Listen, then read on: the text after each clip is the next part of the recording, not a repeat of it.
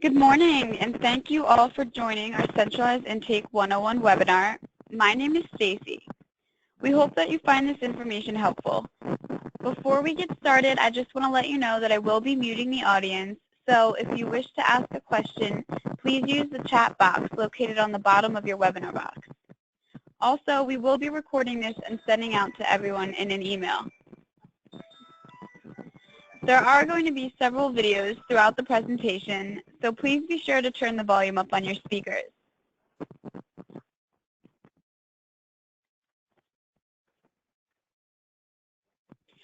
Okay, so once again, welcome, and thank you for joining our webinar. I'm going to start playing the first video in one moment.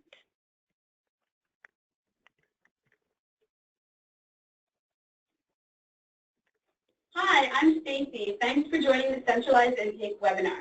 We're going to be talking about all of the changes that's been happening in Centralized Intake since January of 2014 to now. Briefly, we're going to be discussing basic Centralized Intake information, referrals, housing, and then we're going to do a quick recap at the end. Again, my name is Stacy, and I'm a housing specialist here.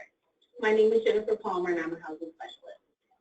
My name is Lisa Forever, and I'm a housing specialist. My name is Asia White, and I'm the senior housing specialist.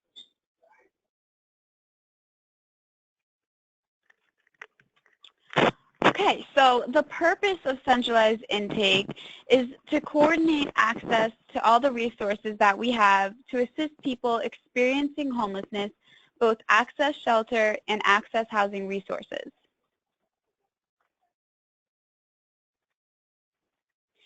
Some basic information is that we're open from 8 a.m. to 4 p.m. Monday through Friday. If anyone calls us by 4 p.m., they all receive a call back in the same day.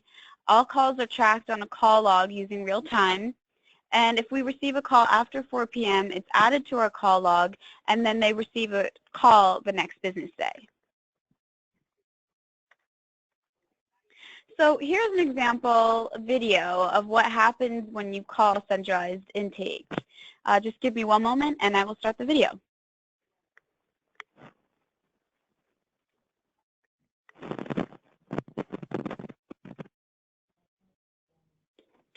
Thanks for calling Homeless Planning Council of Delaware. This is Stacy. How can I help you?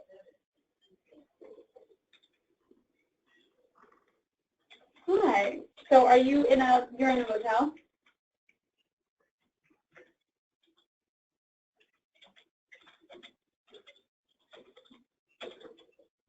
Okay.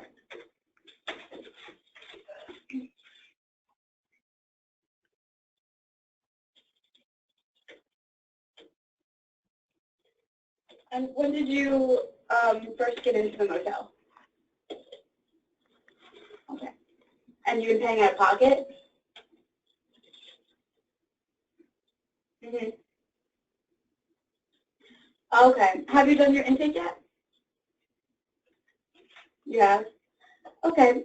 Well, I will have a housing specialist call you back, and they'll let you know if there's anything available for today. I know you're at a motel till the 23rd, but it would be good to get you in a shelter before that. So we'll have someone give you a call. Can I get your phone number? Mm-hmm.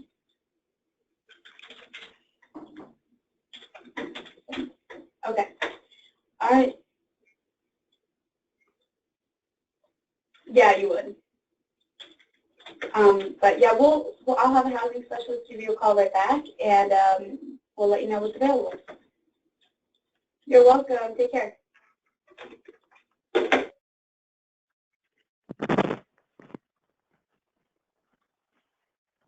Okay, so just a quick little did you know, we receive 125 calls on average, 1,800 calls in a month. We do track all of our clients, and we respond within 45 minutes. We place about 7 to 10 households per day depending on shelter availability and also depending on family size. We also like to allow our providers to update shelter information by around 9, 10 o'clock in the morning. Okay, so these are the 12 shelters that we work with. We work with Hope House 1, 2, and 3, along with the House of Joseph. We work with the Salvation Army, YWCA, Family Promise, Shepherd Place, Watcoat, Dover Interfaith, CASA, and the Crisis House.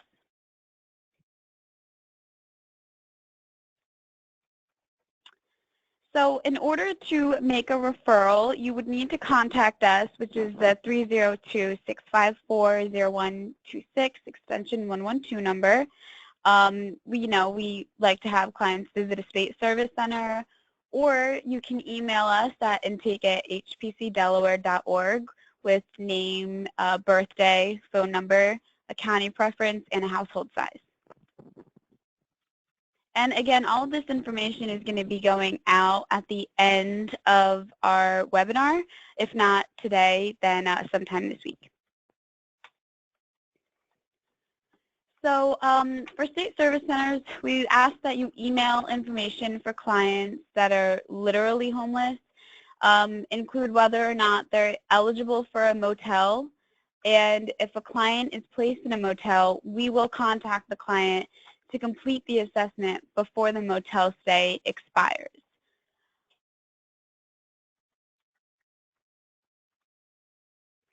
So here's a quick video on how we make our referrals to shelter. And this is Miss Lisa Forever.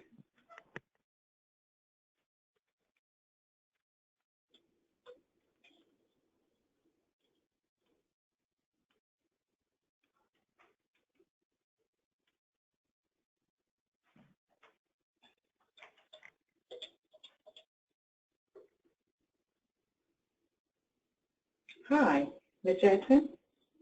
Hi, my name is Lisa, and I'm calling from the Homeless Planning Council of Delaware. Received your call in reference to the need for shelter. Okay, and what county are you in? Okay, and how many people in your household? Okay, just yourself? Okay. Let me see what we have today. Are you from that area?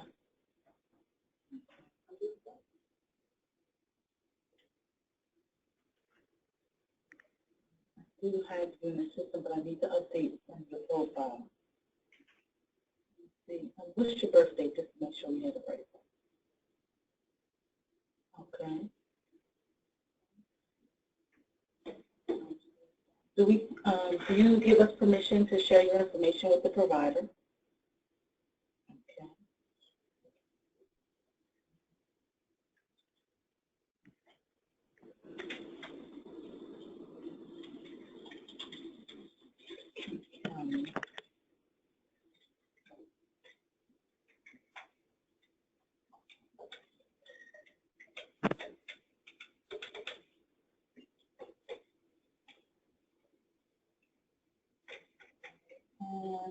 The upgrade. Were you born in the United States? Yes. It's going to be the Watcoat. You have space at the Watcoat. Yes, it's a very nice place. There's going to be Miss Alyssa, and Miss Denise is going to probably be the ones that greet you when you go. There is right behind the college in Dover. Okay.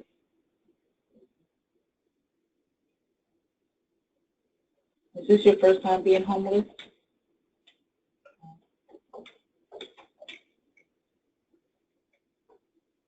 Are you covered by any health insurance? Okay. I'm just trying to update your file.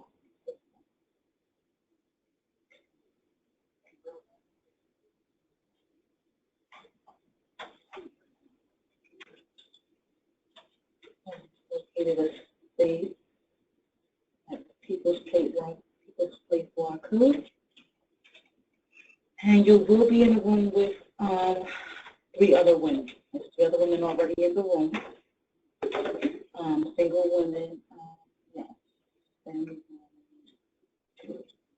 So it's 4 beds in this room, and you'll be sharing that room with 3 other women.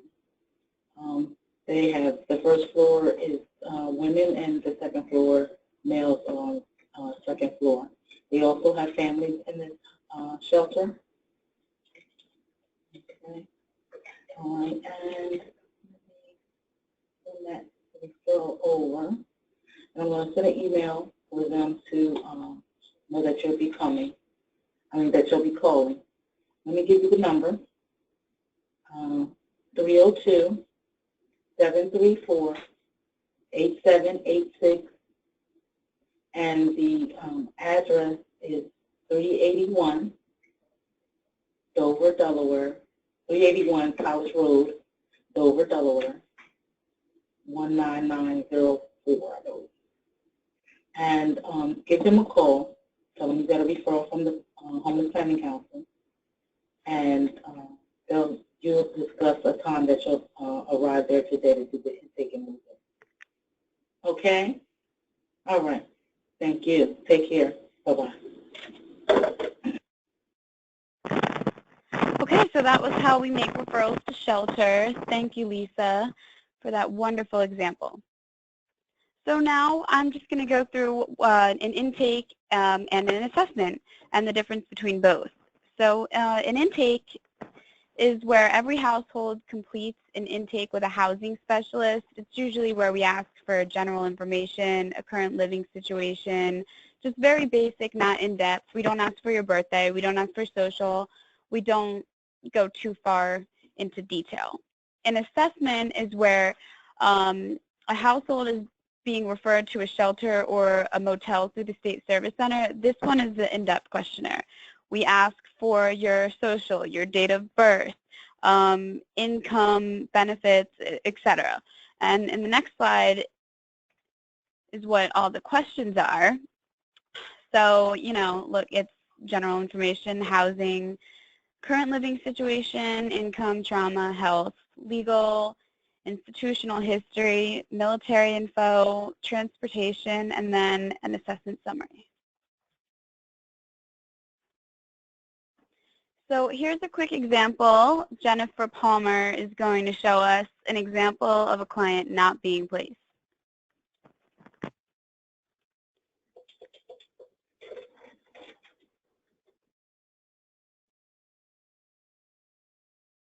Hi, may I speak to Stacy, please?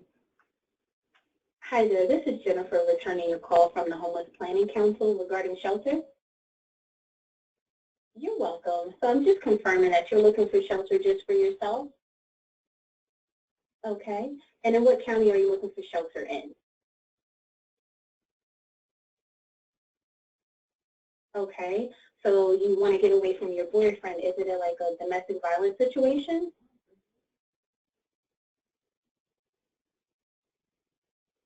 Okay, I'm so sorry to hear that. What I'd like to do is give you a domestic violence hotline number. Just let me know when you're ready to take it. Okay, it's 302-762-6110. So what you'll need to do is give them a call. They can assist you as far as in your situation, and they can possibly place you at a domestic violence shelter. If for some reason they're not able to place you in a domestic violence shelter, you can give us a call back, and we can try to help you locate shelter in any county. No problem. Take care. Good luck with everything. Bye-bye. You're welcome. Bye-bye. So that was an example of a client not being placed. Thank you, Jennifer. So if you believe a client hasn't received a call back from us or you have not received a call back from us, contact Asia White. She's our senior housing specialist, and provide the client's name, and we'll look it up in the call log. So next I'm going to have Asia White talk about housing and prioritization. Here, Asia. Okay, housing and prioritization. Currently we are using the VI-SPDAT, which stands for Vulnerability Index Service Prioritization Decision Assistance Tool. It's basically an assessment tool that helps us to determine a household's vulnerability, see who's at risk, and determine who's in the most need. We use this assessment along with other factors to help prioritize individuals and households and families for rapid rehousing and permanent supportive housing.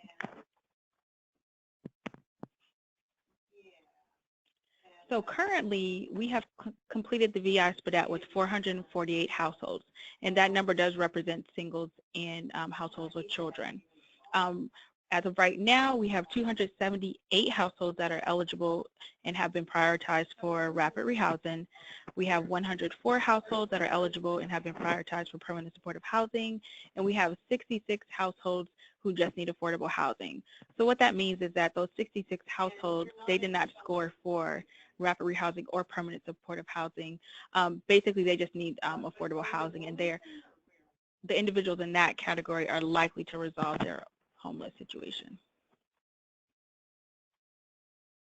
So as mentioned before, the VI-SPDAT helps us prioritize individuals for rapid rehousing. Rapid rehousing is a short-term rental intervention that helps individuals who are literally homeless secure housing. As of right now, there's not any eligibility outside of being literally homeless. So your clients, they don't have to have a job, they don't have to have good credit or no evictions, they just must be literally homeless. So the way the process works is that we complete the VI-SPDAT with the household, or if they're in a shelter, they can get the assessment completed with the case manager at the shelter. If they score for rapid rehousing, they're placed on a list and prioritized based on their score. So once they're added to the list, the providers communicate with centralized intake the amount of households that they can take. Now, we're generally able to make referrals every 2 weeks. Fortunately, rapid rehousing turns over pretty quickly, so we're generally able to get households connected to that relatively quickly. So the chart shows that 56% of households that have been VI-SPDAT have been referred to rapid rehousing. 16% are waiting. We have 1% that declined assistance, 1% eligible, 8% self of their situation, and 16% they did not respond or we couldn't reach them, and 2% entered another homeless assistance program. In addition to referring households to rapid rehousing, we also connect households to permanent supportive housing.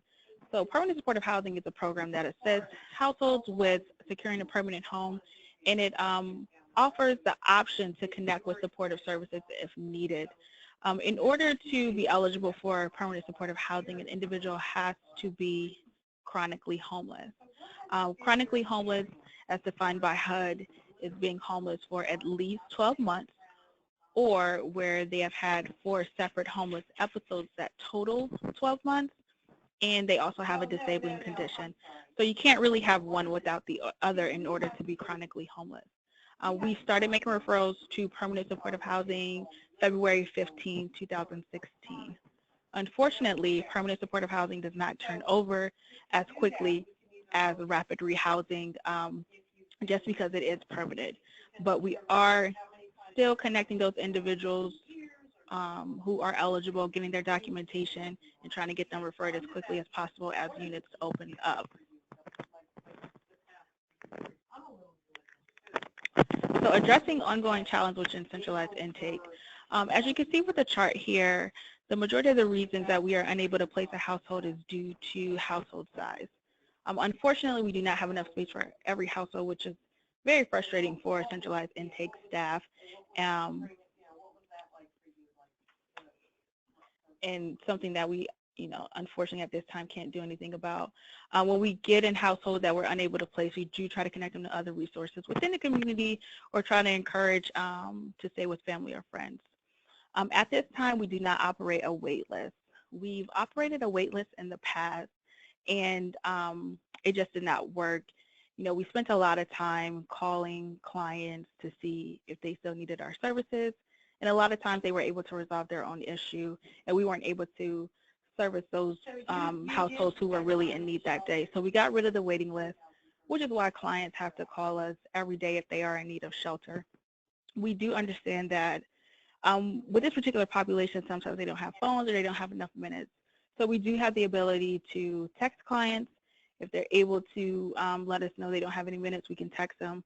When we get a call from someone who doesn't have a phone at that time, we try to connect them with the housing specialist right at that time so we can try to get them assisted and referred if possible. Now I'm going to show you a quick recap video just to kind of summarize everything that we went over, and then we'll open up the floor for questions.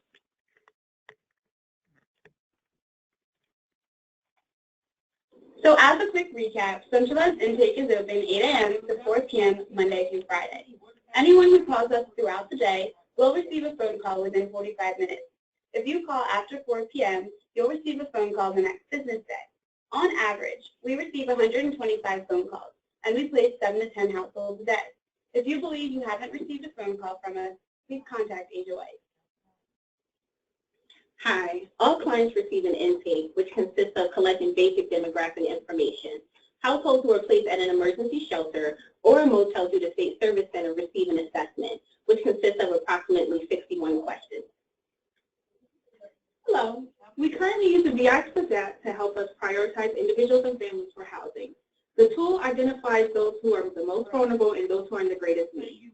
We are actively referring individuals and families to rapid rehousing and permanent supportive housing. Rapid rehousing is a short-term rental intervention for individuals and families. Permanent supportive housing is a long-term housing program that offers supportive services.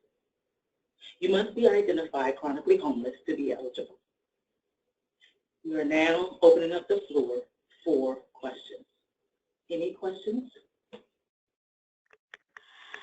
Okay, so I know that we said we were going to do questions, but first we're just going to do 2 quick polls. And you'll see the questions pop up on your computers and then just answer them according. So the first question is who to send us. You know, we need a person who is an emergency shelter, a person who is living in a tent, a person who is in a prison, a person living in a motel paid for by the state or another organization, or a person who is in a motel but is paying for it themselves. I'll give you a second to answer. You don't need to disclose all this stuff to everybody. Okay, so I'm going to give the phone to Asia, and she'll answer correctly. The correct answer is 1, a person in an emergency shelter, 2, a person living in a tent, and also number 3, a person living in a motel paid for by the state or another charitable organization.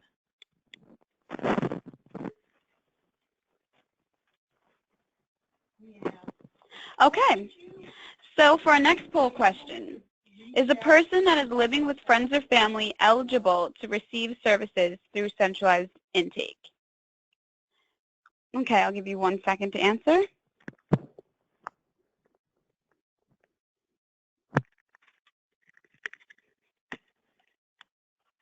Okay, so the correct answer would be 2, which is no. So a person that is living with friends or family, they are not eligible to receive services through centralized intake. In order to receive our services, you have to be literally homeless, which I'll just recap the previous poll question. So that's either in an emergency shelter, living in a tent or outside, or in a motel paid for by the state or another charitable organization.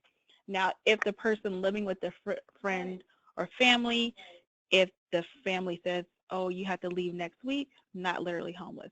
If they call and say, you have to get out tonight, then we count that as being literally homeless and not having a place to stay.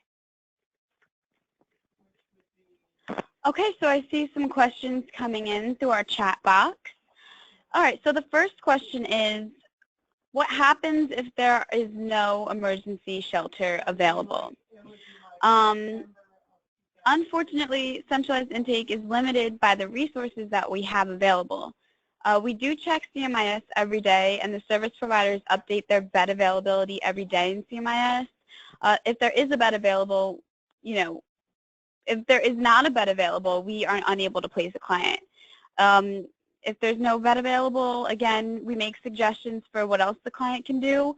We may direct them to state service centers in the case they're eligible for a motel voucher. But sadly, in this case, you know, no beds available means that we're not able to assist them through centralized intake. Another quick question. I thought you had to call 211 first. Actually, no, you do not have to call 211. Some clients are referred to us by 211, but you can call us directly at our number, at our centralized intake number, which is 302-654-0126, extension 112. And again, as I said earlier in the presentation, we will be sending all of the materials out. We're going to be sending the PowerPoint out by itself in a newsletter. We're going to be sending a recording of this in the newsletter, and also the questions that have been asked, they will also be sent out. And if you have any more questions, you are absolutely able to ask us in an email. I've put all of our emails, Asia's, Lisa's, Jennifer's, Marguerite's, and my emails are all in here as well. Again, if you have any questions, please contact us. And thank you so much for joining the webinar. We hope that you found it helpful.